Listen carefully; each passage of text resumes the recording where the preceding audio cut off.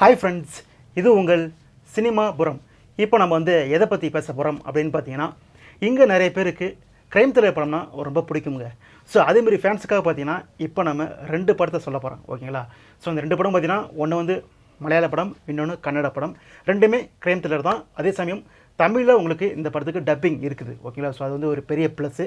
So அது என்னென்ன படம், அந்த படங்கள் எப்படி இருக்குது அப்படின்னு பார்க்கலாமா? ஃபஸ்ட்டு நம்ம பார்க்க போகிற படம் எதுன்னு கேட்டிங்கன்னா, மலையாள படமான கிஷ்கிந்தா காண்டம். இந்த படம் ஆக்சுவலாக பார்த்தீங்கன்னா 7 கோடி பட்ஜெட்டில் உருவாகி கிட்டத்தட்ட 80 கோடி வசூல் பண்ணுச்சு அப்படின்ற மாதிரி சொல்கிறாங்க. இந்த படம் ரீசெண்டாக ஓடிடியில் ரிலீஸ் ஆகிருக்குது. தமிழ் டப்பிங் உங்களுக்கு இந்த படத்துக்கு கிடைக்கும், ஓகேங்களா? ஸோ இந்த படத்துக்கு பாகுல் ரமேஷ் கதை எழுதியிருக்கிறாரு. டிஞ்சித் அப்படின்றவர் டைரக்ட் பண்ணியிருக்கிறாரு. படத்தில் ஆசிஃப் அலி, அபர்ணா பாலமுரளி, விஜயராகவன், நிரகல் ரவி, இன்னும் சில பேர் மட்டும்தான் படத்துக்குள்ளே இருக்கிறாங்க. இந்த படத்தோட கதை என்ன அப்படின்னு பார்த்தீங்கன்னா, ஒரே ஒரு துப்பாக்கி தான், அந்த துப்பாக்கி எங்கே போச்சு அப்படின்றதான் படம் முழுக்க ஒரே கதை. என்னடா சொல்கிறேன் அப்படின்னு கேட்டிங்கன்னா, படத்தில் ஸ்டார்டிங்லேயே பார்த்தீங்கன்னா ஆசிஃப் அலிக்கும் அபர்ணா பாலமுரளிக்கும் பார்த்தீங்கன்னா ரிஜிஸ்டர் ஆஃபீஸில் மேரேஜ் நடக்குது. அப்போ ஆசிஃப் அலிக்கு ஒரு ஃபோன் வருது. இதேமாதிரி நாங்கள் போலீஸ் ஸ்டேஷன் கால் பண்ணுறோம். எலெக்ஷன் வரதால் ஊரில் லைசன்ஸோடு வச்சுருக்க கன்னெலாம் சப்மிட் பண்ண சொல்லிட்டு இருக்கிறோம். உங்கள் அப்பாவும் ஒரு கன்று வச்சுருக்காரு, ஸோ அந்த கன்னை சப்மிட் பண்ணுங்கள் அப்படின்ற மாதிரி போலீஸ் தரப்புலேருந்து ஆசிஃப் அலிக்கு சொல்கிறாங்க. ஆசிஃப் அலி நான் வெளியே இருக்கிறேன், நான் அப்புறமா சப்மிட் பண்ணுறேன் அப்படின்ற மாதிரி சொல்கிறாரு. ஆனால் பார்த்தீங்கன்னா அந்த கன்று மிஸ்ஸிங். அந்த கண்ணை காணும்னு ஆசிஃப் அலியோட அப்பா வீட்டில் தேடிட்டு இருக்காரு. ஸோ அந்த கன்று எங்கே போச்சு, அதுக்கப்புறம் இந்த கதையில் என்னெல்லாம் நடந்துச்சு அப்படின்றதான் இந்த படத்துலேயே மொத்த கதையே.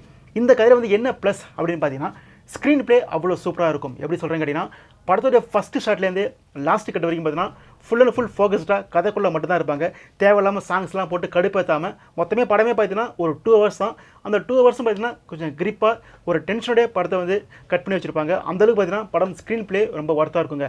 சில பேருக்கு படம் ஸ்லோவாக போகிற மாதிரி ஃபீல் ஆகும். ஆனால் பார்த்தீங்கன்னா படத்துக்குள்ளே ஒரு டென்ஷன் வந்துகிட்டே இருக்கும். என்ன நடந்திருக்கும், அந்த கன்று எங்கே போயிருக்கும் அப்படின்ற மாதிரி ஒரு டென்ஷன் வந்துகிட்டே இருக்கும். அதுக்கப்புறம் பார்த்தீங்கன்னா லாஸ்ட்டில் போக போக இன்னும் சில கேரக்டர்ஸை உள்ளே கொண்டு இந்த கேரக்டர்ஸுக்கு என்ன ஆயிருக்கும் அப்படின்ற ஒரு டென்ஷனையும் கிரியேட் பண்ணி வைக்கிறாங்க. ஸோ அதனால் பார்த்தீங்கன்னா இது லாஸ்ட்லேருந்து எண்ட் வரைக்கும் பார்த்தீங்கன்னா ஒரு தரமான ஒரு ஸ்க்ரீன் ப்ளே பண்ண ஒரு க்ரைம் த்ரில்லர் படம் தான். நிச்சயம் டைம் கிடச்சுன்னா போட்டு பாருங்கள். இந்த படம் டிஸ்னி ப்ளஸ் ஹாட்ஸ்டார் ஓடிடியில் தமிழில் உங்களுக்கு கிடைக்கும், ஓகேங்களா? ஸோ இந்த படத்துக்கு மியூசிக் பார்த்தீங்கன்னா முஜீப் அப்படின்றவர் மியூசிக் பண்ணிருக்காரு. இந்த கதைக்கு என்ன தேவையோ அதை கரெக்டாக அவர் பண்ணிட்டார் அப்படின்றான்னு தோணுச்சு, ஓகேங்களா? ஸோ அவருடைய மியூசிக் பார்த்தீங்கன்னா இந்த கதையை நம்மளை லாஸ்ட் வீக் பார்க்க வைக்கிறவங்களுக்கு பார்த்தீங்கன்னா அந்த க்ரைம் த்ரில்லர் அந்த ஒரு மூடை கிரியேட் பண்ணுறதுக்கு இவருடைய மியூசிக் ரொம்ப பலமாக இருந்துச்சு, ஓகேங்களா? ஸோ இந்த படம் ரீசெண்டாக டிஸ்னி ப்ளஸ் ஹாட்ஸ்டார் ரிலீஸ் ஆகிருக்கு. நிச்சயம் போட்டு பாருங்கள். இந்த படத்துக்கு 5க்கு 3.5 ரேட்டிங் கொடுக்கலாம், ஓகேங்களா? ஸோ அடுத்தது நம்ம இந்த லிஸ்ட்டில் பார்க்க போகிற படம் எது அப்படின்னு கேட்டிங்கன்னா, சகஹரி. இந்த படம் ஒரு கன்னட படம்ங்க. இந்த படத்துக்கும் தமிழில் உங்களுக்கு டப்பிங் இருக்குது, ஓகேங்களா? ஸோ இந்த படத்துடைய கதை என்ன அப்படின்னு பார்க்கறதுக்கு முன்னாடி இந்த படத்தை சந்தீப் அப்படின்றவர் டைரக்ட் பண்ணிருக்காரு. படத்தில் ரங்கையா ரகு அப்படின்றவர் லீட் ரோல் பண்ணிருக்காரு, ஓகேங்களா? ஸோ இந்த படத்துக்கு மாயூர் அப்படின்றவர் மியூசிக் பண்ணிருக்காரு. இந்த படத்துடைய கதை என்ன அப்படின்னு பார்த்தீங்கன்னா, படத்துடைய ஸ்டார்டிங்லேயே ஒரு ஆள் ஒருத்தனை போட்டு வெட்டிட்டு இருக்கிறாரு. அடுத்த ஷாட்டில் ஒரு கொலைக்காக ஒருத்தனை கைது பண்ணி ஜெயிலில் வச்சுருக்கிறாங்க. அவன் அந்த ஜெயிலேருந்து தப்பிச்சு ஓடி வந்துடுறான். ஓடி ஒரு ஹோட்டலில் தஞ்சம் வந்துடுறான். அதுக்கப்புறம் இந்த கதையில் என்ன நடந்துச்சு அப்படின்றதான் இந்த படத்துடைய மொத்த கதையை. இந்த படம் பார்த்தீங்கன்னா ஒரு 2 hours 30 minutes. இந்த படத்துடைய ப்ளஸ் என்னன்னு பார்த்தீங்கன்னா, கிஷ்கிந்தா காண்டம் அந்த படம் மாதிரி இந்த படத்துலேயும் ஸ்க்ரீன் ப்ளே அவ்வளோ சூப்பராக இருக்கும். ஃபஸ்ட்டு கட்லேருந்து லாஸ்ட்டு கட் வரைக்கும் இந்த படத்துலையும் பார்த்தீங்கன்னா ஒரு டென்ஷன் வந்துகிட்டே இருக்கும். என்ன நடக்க போகுது அப்படின்ற ஒரு டென்ஷன் பார்த்தீங்கன்னா வந்துகிட்டே இருக்கும். அதுவே இந்த கதைக்கு பெரிய ப்ளஸ்ன்னு சொல்லுவேன். அதே சமயம் பார்த்தீங்கன்னா தேவையில்லாத 2 சாங்ஸ் போட்டு கொஞ்சம் நம்ம பொறுமையை சோதிச்ச மாதிரி ஃபீல் ஆச்சு. அந்த தேவையில்லாத 2 சாங்ஸ் பார்த்தீங்கன்னா இந்த படத்துக்கு சுத்தமாக தேவையில்லை. அது கட் பண்ணி சும்மா மாண்டேஜில் சில மியூசிக் போட்டு முடிச்சு விட்டுருக்கலாம். பட் அந்த சாங்ஸ் மட்டும் தான் இந்த படத்தில் கொஞ்சம் இரிட்டேட்டாக இருந்துச்சு. அதே சமயம் பார்த்தீங்கன்னா இந்த படம் ஒரு ஒர்த்தான வாட்ச், ஒரு டீசென்ட் த்ரில்லர்னு சொல்லலாம். ரங்கையா ரகு அவருடைய நடிப்பு பார்த்தீங்கன்னா அந்த ஒரு ஹோட்டல்காரராக நடிச்சிருப்பாரு. அவருடைய நடிப்பு பார்த்தீங்கன்னா இந்த படத்துக்கு ஒரு பெரிய ப்ளஸ்ன்னு சொல்லுவாங்க. முக்கியமாக சொல்லப்போனால் ஒரு சம்பவத்தை பண்ணி முடிச்சுட்டு அவருடைய ஹோட்டலில் ஒரு மியூசிக்கு ஒரு ரியாக்ஷன் பண்ணுவார். அவர் டான்ஸ் முன்னாடி ரியாக்ஷன்லாம் பண்ணுவார். அந்த இடத்துல பார்த்தீங்கன்னா ஆக்டிங் அவ்வளோ சூப்பராக இருக்கும். ஸோ அவர் தான் பார்த்தீங்கன்னா அந்த ஹோட்டல்காரர் ரங்கையா ரகு தான் பார்த்தீங்கன்னா இந்த கதையை மொத்தமாக அவர் தூக்கிட்டு போகிறாரு. ஸோ அவர் தான் இந்த கதைக்கே பெரிய ப்ளஸ்.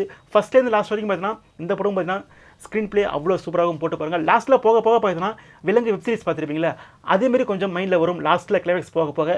ஸோ அது கொஞ்சம் நல்லா இருந்துச்சு பார்க்குறதுக்கு. இந்த படத்துடைய கிளைமேக்ஸ் எனக்கு அவ்வளோ செட் ஆகலை. கிளைமேக்ஸ் இந்த கதைக்கு இதுதான் கிளைமேக்ஸ் அப்படின்ற மாதிரி டைரக்டர் சூஸ் பண்ணிட்டாரு. அது ஓகே தான், அந்த கதைக்கு அதுதான் கிளைமேக்ஸ். ஆனால் பார்த்தீங்கன்னா அந்த கிளைமேக்ஸ் எனக்கு வந்து சூட் ஆகலை.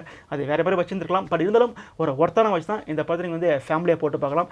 இந்த படம் வந்து உங்களுக்கு அமேசான் பிரைம்லையும் ஆகா ஓடிடி ரெண்டுத்தையும் பார்த்தீங்கன்னா தமிழில் உங்களுக்கு கிடைக்கும். ஓகேங்களா? ஸோ இந்த படத்துக்கு வந்து 5க்கு 3.75 ரேட்டிங் கொடுக்கலாம். இதே மாதிரி வேறு படங்கள் நான் உங்களுக்கு சஜஸ்ட் பண்ணால் நம்ம சேனலுக்கு சப்ஸ்கிரைப் பண்ணிட்டு வெயிட் பண்ணுங்கள். மீண்டும் உங்களுக்கு சந்திக்கிறேன். Tata, bye bye.